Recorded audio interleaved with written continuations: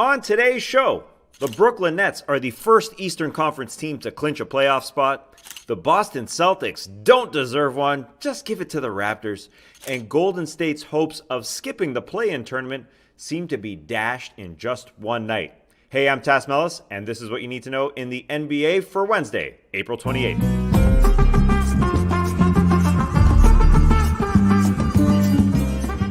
Good morning, everybody. Yes, the Brooklyn Nets, they're in. The first Eastern Conference team to earn a playoff berth. The first team in and probably the last one still standing when the finals start in July, because they have handled everything that's come their way. New coach, in-season trades, injuries, tweets from players that just read, "Free me," after being removed due to COVID-19 protocol. And speaking of Kevin Durant, KD has played in only 26 games this season. That's odd to say that out loud. James Harden is likely to miss the last month plus of the season. Spencer Dinwiddie has missed the entire year. Oh yeah, remember him? He's a pretty good player, and he'll be around for the playoffs. Not sure if he's going to play. That would just be bonkers. The only thing left to deal with is adversity, and I kind of look at the 2011 Heat as a template for Brooklyn if they do falter. If you remember the 2011 Heat, LeBron, Dwayne Wade, Chris Bosh all got together. They made the finals. The adversity was they just laid off LeBron.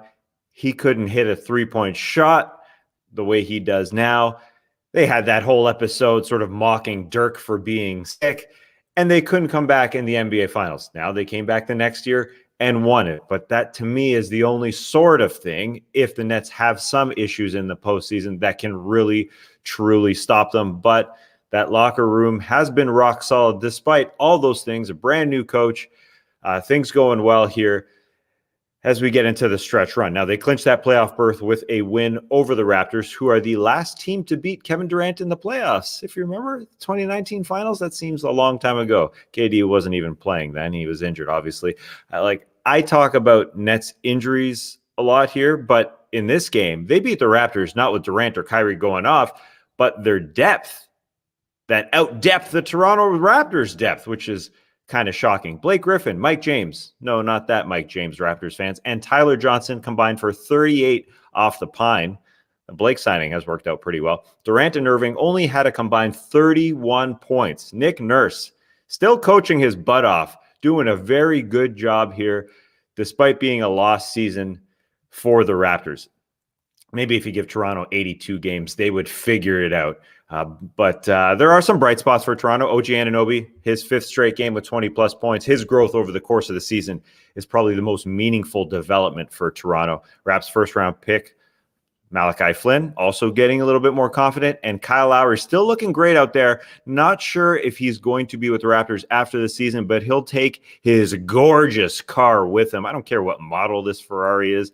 Just love that it's a matte finish and that gorgeous bluey color. I've always dreamed of a color like that. That is a nice car. Now, who is going to handle the Nets in an Eastern Conference playoff series? There are only two viable candidates right now, the Sixers or the Bucks. And watching the Bucks on Tuesday, it's hard to truly believe in them. They got by a Hornets team with some late game execution. They go through Giannis in the post, which is a good development, and they spread it out around him. Their closing lineup on Tuesday is likely what it's going to be in the postseason. Giannis, Chris Middleton, and Drew Holiday. That's a lock. And then Dante DiVincenzo as a shooter.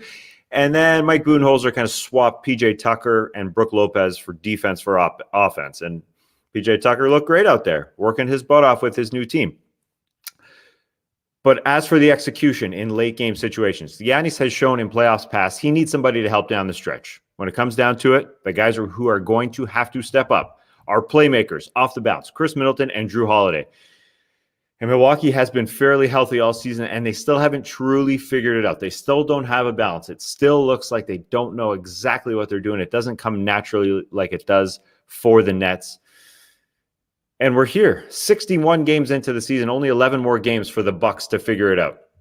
Now, it's not going to be the Celtics who knock off the Nets. Not a chance. The OKC Thunder visited Boston on Tuesday.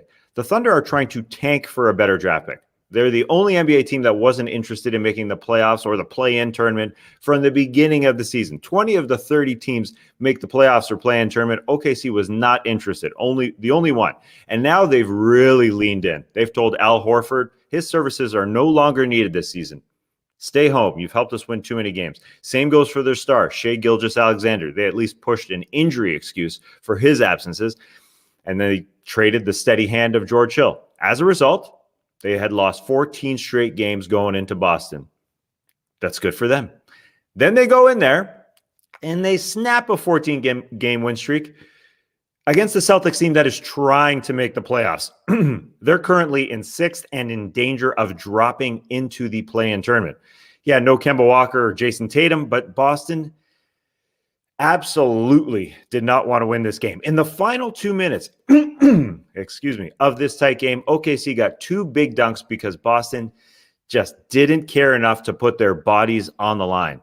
OKC's players are definitely playing to win, but it's their front office that isn't. But this was a rare game where both teams lost. OKC currently has the 5th worst record in the NBA, and it looks like they're running away with that spot. 4th worst is Detroit, 2 games worse than OKC. NBA draft lottery is on June 22nd this season. That's usually when the draft is. It is a bizarro year, and it continues in the NBA world. I hate how I'm refreshing tankathon.com every day, but that's NBA life.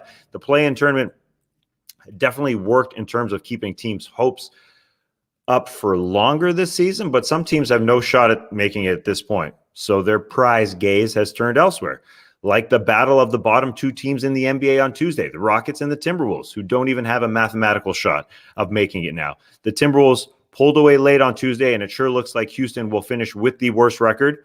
Houston now has about a 50% chance of keeping their pick that they traded to OKC in the Chris Paul, Russell Westbrook deal, but they keep it if the lottery ball gods give them one of the top 4 picks, 50% chance of that happening. And the Timberwolves have to slow down because they've won 3 in a row, and they're in a similar boat as Houston.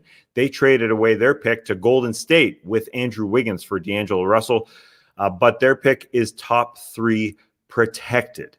Speaking of those Warriors, before the game versus Dallas on Tuesday, head coach Steve Kerr said, "We could catch Dallas for the 6th spot if we beat them. And then we have the tiebreaker. That could happen. We'd get out of the play-in tournament, but that did not happen. The Warriors got blasted by the Mavericks. Now we're almost guaranteed to get Steph and the Warriors in the play-in tournament a couple weeks from now. They delivered an offensive dud, did the Warriors, and we're down 47-16 at one point.